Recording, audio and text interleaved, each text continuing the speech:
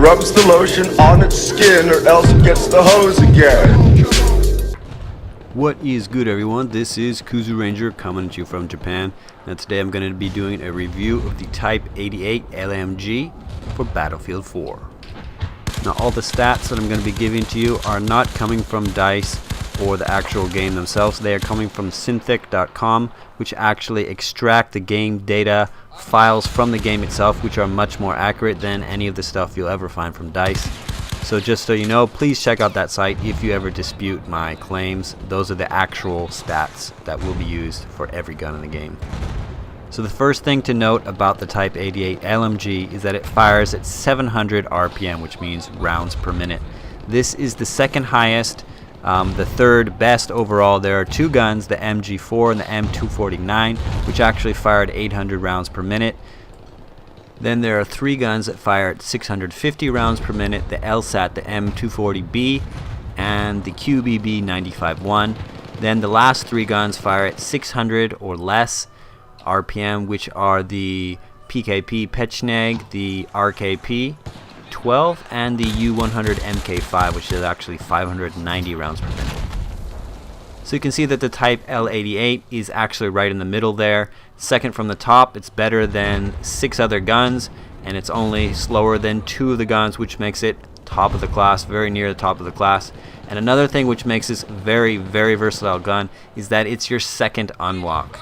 In order to get to the M249, which is possibly one of the better guns in the game, you have to complete the single player and choose the right path. When the time comes, I won't spoil that for you.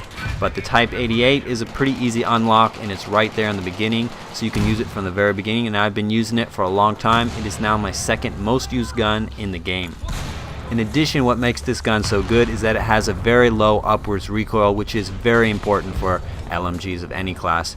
Now, it only has a 0.28 upwards recoil, which is the amount of kick in between each shot, and because it doesn't have a super high rate of fire, but it does have higher than 6 of the other guns, this recoil is very important for controlling your gun. Unless you kill very, very close to your opponent, if you want to kill at medium ranges, this recoil is a huge determining factor of how well you can control your shots.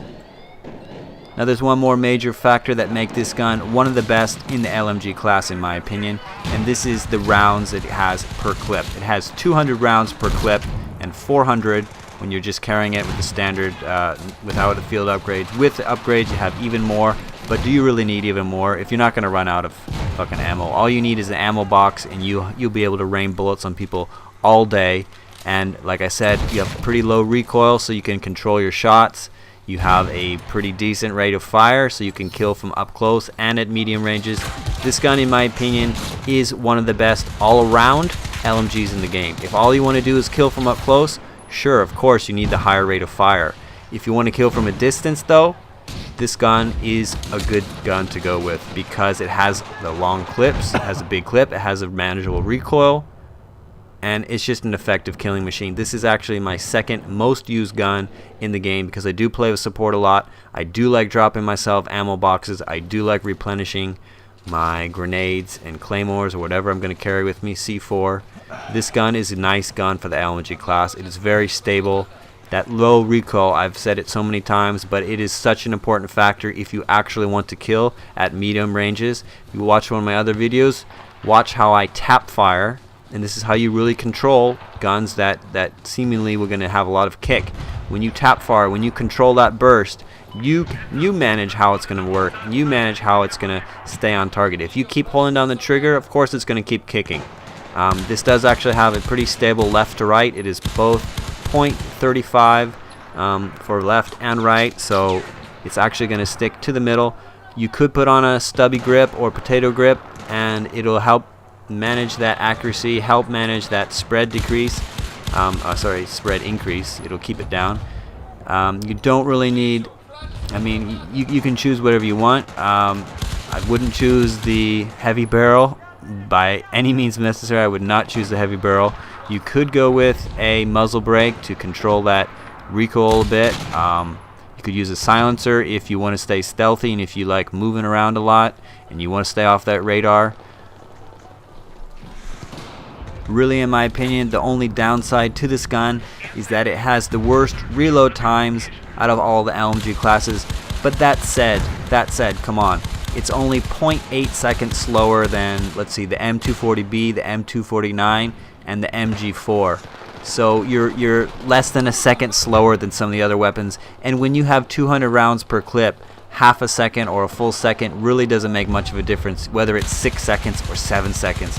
Obviously, with such a long reload time, you're gonna have to be safe when you're reloading. If you're not safe, you know, then you're gonna die no matter what.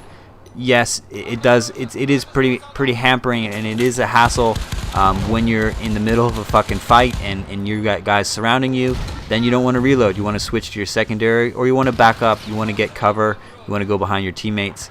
So I don't really consider that long reload time a negative, because it's on par with the other slow, you know, reload times of the other, you know, main LMGs.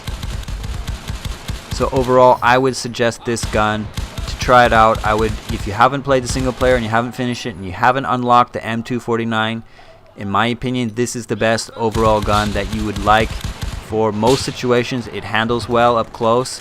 It handles good at medium if you control it, if you tap fire.